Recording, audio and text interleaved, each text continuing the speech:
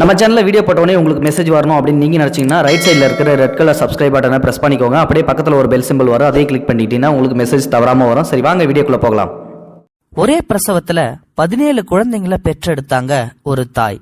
ஒரு தாய்க்கு ஒரு குழந்தை பிறந்தாலே ரொம்ப சந்தோஷம் அடைவாங்க. அதுவே ரெட்டை குழந்தை பிறந்துச்சுன்னா டபுள் சந்தோஷம்.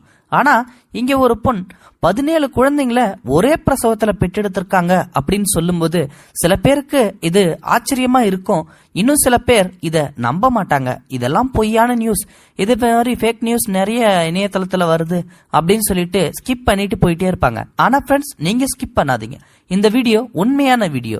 இந்த மாதிரி ஒரு பெண்ணுக்கு உண்மையாலுமே 17 குழந்தைகள் பிறந்திருக்குதுங்க. உண்மையிலுமே உங்களை ஆச்சரியப்படிய வைக்குது இல்ல? இந்த சம்பவம் எங்க நடந்துச்சு அப்படின்றத ஃபுல் டீட்டெயிலா இந்த வீடியோவை பார்த்து தெரிஞ்சுக்கோங்க. இந்த சம்பவம் அமெரிக்காவில தான் நடந்துச்சு. அமெரிக்கா நாட்டை சேர்ந்த கேத்ரின் அப்படின்ற ஒரு பெண்மணி பிரிட்ஜஸ் அப்படின்ற ஒரு ஆணை திருமணம் செஞ்சுக்கிறாங்க. எல்லாரும் கல்யாணம் பண்ணதுக்கு அப்புறம் உடனடியா குழந்தை பிறக்கணும், அப்பதான் நம்மளுடைய குடும்பம் விருத்தி அடையும், சந்தோஷம் நிலவும் அப்படின்னு சொல்லி நினைக்கிறது உண்டு. இந்த தம்பதிகளும் அதையே தான் நினைச்சாங்க. ஒரு வருஷத்துக்குள்ள எப்படியாவது நமக்கு குழந்தை பிறக்கணும் அப்படின்னு சொல்லி ட்ரை பண்ணாங்க. ஆனா அவங்க எவ்வளவோ நார்மலா ட்ரை பண்ணியும் அவங்களால குழந்தை பெத்துக்க முடியல. அதுக்கப்புறமா அவங்க ஹாஸ்பிட்டலா போக ஆரம்பிச்சாங்க. ஒவ்வொரு ஹாஸ்பிட்டல்லையும் செக்அப் பண்ணிக்கிட்டே இருந்தாங்க. ஆனா அவங்களுக்கு குழந்தை நிக்கவே இல்லை. வேற வழி இல்லாம அவங்க தன்னோட பெற்றோருங்க கிட்ட ஐடியா கேக்குறாங்க. அதுக்கப்புறமா அவங்களுக்கு தெரிஞ்ச ஒரு ஃபேமஸான இன்ஃபர்டிலிட்டி ஹாஸ்பிட்டல் ஒன்னு பக்கத்துல இருக்கிறதா சொல்றாங்க. அந்த ஹாஸ்பிட்டலுக்கு போனா நிச்சயமா குழந்தை இருக்கும் அப்படின்னு சொல்லி அனுப்பிடுறாங்க. அங்க போனதுக்கு அப்புறம் கேத்ரினை ஃபுல் டெஸ்ட் எடுக்கிறாங்க.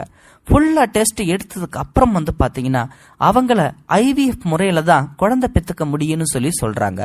ஏன்னா நீங்க ஏற்கனவே எவ்வளவோ மெடிசன் எடுத்திருப்பீங்க, எவ்வளவோ ஹாஸ்பிட்டல் பார்த்திருப்பீங்க, அங்கெல்லாம் உங்களுக்கு சரியான ரிசல்ட் கிடைச்சிருக்காது.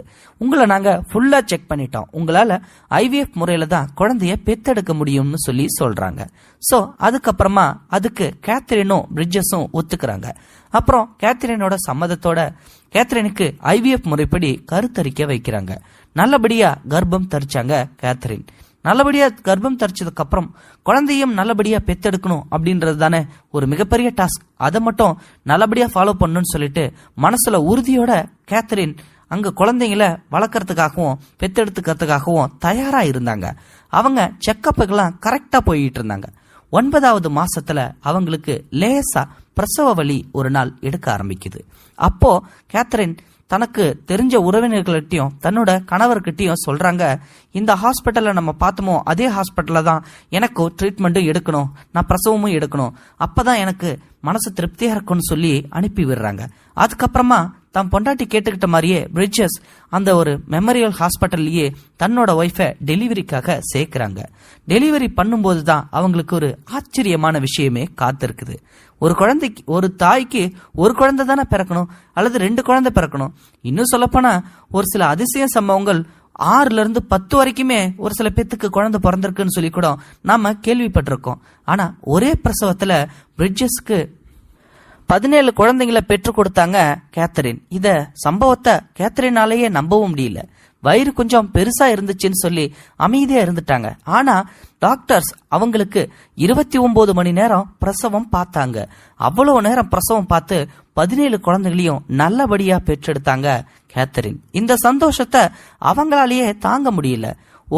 ஒரு தாய்க்கு ஒரு குழந்தை பிறந்தாலே சந்தோஷம்தான்.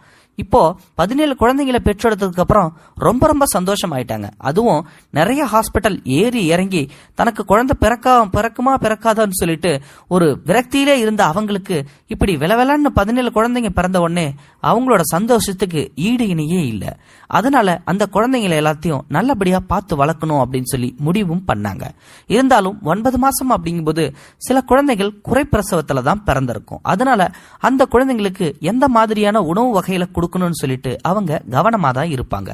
9 குழந்தைங்க அப்படின்னு சொல்லி நம்ம கேள்விப்பட்டிருப்போம், 10 குழந்தைங்க கேள்விப்பட்டிருப்போம். 17 குழந்தைங்களை எப்படி நம்ம பேர் ஞாபகப்படுத்தி வச்சுக்கிறது அப்படின்னு சொல்லிட்டு அவங்க எல்லா குழந்தைகளுக்கும் ஜே வரிசையில வர்ற பேர்களையே தான் வச்சு ஆரம்பிச்சாங்க. எக்ஸாம்பிள் ஜெரோன், ஜாசிம், ஜாஃபர் அப்படின்னு சொல்லிட்டு அவங்க ஜே வரிசையிலே தான் தங்களுடைய குழந்தைங்களுக்கு பேர் வைக்க ஆரம்பிச்சாங்க. அவங்களுடைய வாழ்க்கை நல்லபடியா தான் போச்சு. ஃப்ரெண்ட்ஸ், இந்த மாதிரியான சில அதிசயமான சம்பவங்கள் இன்னுமே நம்ம உலகத்துல நடந்துகிட்டு தான் இருக்குது. நாம எங்கேயாவது ஒரு இடத்துல கேள்விப்பட்டிருப்போம், அங்க அது நடந்துச்சு, இங்க ஒரு அம்மாவுக்கு 7 குழந்தை பிறந்துச்சு, 8 குழந்தை பிறந்துச்சு அப்படின்னு சொல்லிட்டு. இதுவும் அது போலதான். இந்த மாதிரியான அதிசய சம்பவத்தை பத்தி நீங்க என்ன நினைக்கிறீங்க அப்படின்றத மறக்காம உங்களோட கருத்துக்களை கமெண்ட் பாக்ஸ்ல சொல்லிருங்க. முடிந்தளவுக்கு இந்த வீடியோவை மற்றவங்களுக்கு ஷேர் பண்ணுங்க. கூடவே நம்ம சேனலையும் சப்ஸ்கிரைபும் பண்ணி விட்டுருங்க. தேங்க்யூ ஃபார் வாட்சிங்.